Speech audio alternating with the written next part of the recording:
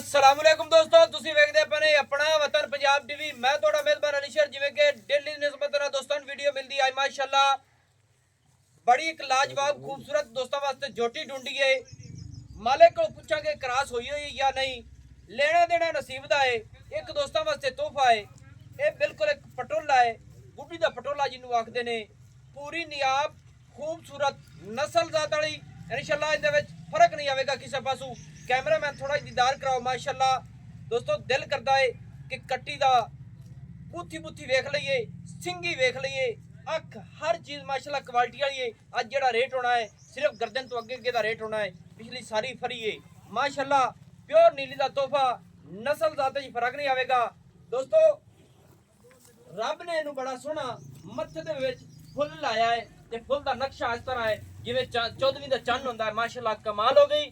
उसे दी निस्बत नाल छोटी छोटी सिंगी मुनासिब मोड़ ते कट्ठ दे विच लाई। इसू अखां दोवें बिलियां जिन्नू सफेद आखदे ने, और खाडी माशाल्लाह सफेद, नस्सां भी जोटी दियां सफेद ने।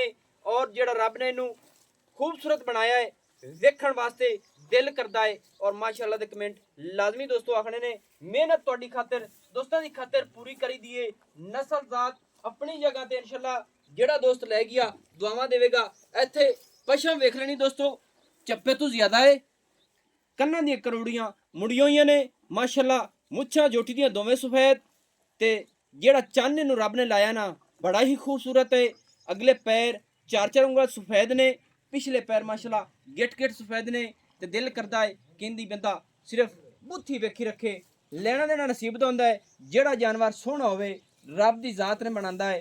कमाल हो गई। कोशिश करांगे कि रेट ही बिल्कुल मुनासिब होवेगा माशाल्लाह। कद लंबाई उचाई जोटी दी हर पासों माशाल्लाह पूरी है। नस्ल जात वाली पूरी है। लेना देना नसीब दा हुंदा है। बाकी कोशिश थोड़ा वीर करता रहता हमेशा तो कि जोटी नस्ल जात वाली प्योर नीली दी दोस्तों नू लभ के देवे। इत्थे तसल्ली कर लेनी है। बिल्कुल वक्खी मकूल लंबाई जोटी दी माशाल्लाह कमाल दी। दुन्नी कोड़ी दा बिल्कुल निशान नहीं माशाल्लाह। सिंगल हड्डी ढाकां चकी हुईयां, सीधी पतली गाडर वर्गी माशाल्लाह। ते सारी जोटी ते पशम चप्पे चप्पे दी, खुड्डा माशाल्लाह फुट तो भी ज्यादा चौड़ा ते पशम बिल्कुल चप्पे चप्पे दी रेशम वर्गी इहदी चमड़ी है। तसल्ली कर लेनी बरीक है माशाल्लाह। और तसल्ली करावांगे थल्लों भी इत्थे तसल्ली कर लेनी है माशाल्लाह। डोर वर्गी पुछल जिवें जड़ दी चमक हुंदी है। और गुल जेड़े रब ने इनू लाए ने कमाल दे ने। फुट फुट ते माशाल्लाह दूर दूर माशाल्लाह इतने फासले ते आम किसी जोटी नू गुल नहीं लगे होंदे। और माशाल्लाह सेव बेर है। वंडा साइडां दी चेक करनी ने, और दोवां साइडां ते सफेद टाकियां। अगला थन भी एक माशाल्लाह सफेद चिट्टा। क्या बात है जी दोस्तों।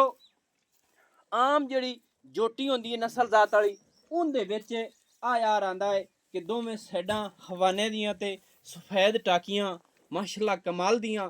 लेना देना नसीब दा। पट्टां दी पलवान, ढाकां चकियां पुट्ठा माशाल्लाह बड़ा लंबा, वक्खी मकूल हर चीज़। गामचियां जोटी दी चकी हुई ने। नौ बिल्कुल नीली दे घसे हुए टुरदी फिरदी दे, और पूरी लाडा प्यारां दी माशाल्लाह सांभी हुई मालका ने। और पूछांगे मालिक को सारी डिटेल लवांगे माशाल्लाह माशाल्लाह। थोड़ी जी चेहरे दा फिर दर्शन कराने माशाल्लाह कमाल दा माशाल्लाह। इत्थे दोस्तों पूरी तसल्ली कर लेनी है। खुदी तो लैते इंशाल्लाह ढूंढर तक बिल्कुल सीधी पदरी। पशम जोटी ते आम किसी ते नहीं होनी, क्योंकि ये मालकां दे लाडा प्यारां दी सांभी हुई। और लंबाई पुछल डोर वर्गा है। क्या बात है जी माशाल्लाह। भाई नाओ खा। हाँ जी भाई। अस्सलाम वालेकुम जी। जी वालेकुम सलाम। भाई दा नाम की है? मेरा नाम जी काशिफ है। भाई काशिफ की हाल है? सब खैर है? अल्हम्दुलिल्लाह भाई। सेहत ठीक है बिरादी? शुक्र अल्लाह दी जात। पहले नंबर ते जोटी ये 10 गब्बड़ हुई कहानी। नहीं जी दो जोटा फिरदे अपन तसल्ली नहीं वेखा नहीं आदी नजर ना जी। दोस्तों जोटी दो दी है, जोटा विच हुंदा है। खुदा दी जात कोल होए गब्बड़ है या नहीं है गारंटी कहानी। तसल्ली नहीं आप वेखी नहीं आदी नजर ना जी। सही है।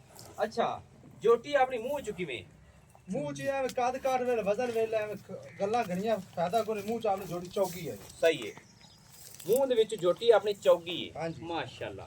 पूजा तो पूरी होई खड़ी है दोस्तों।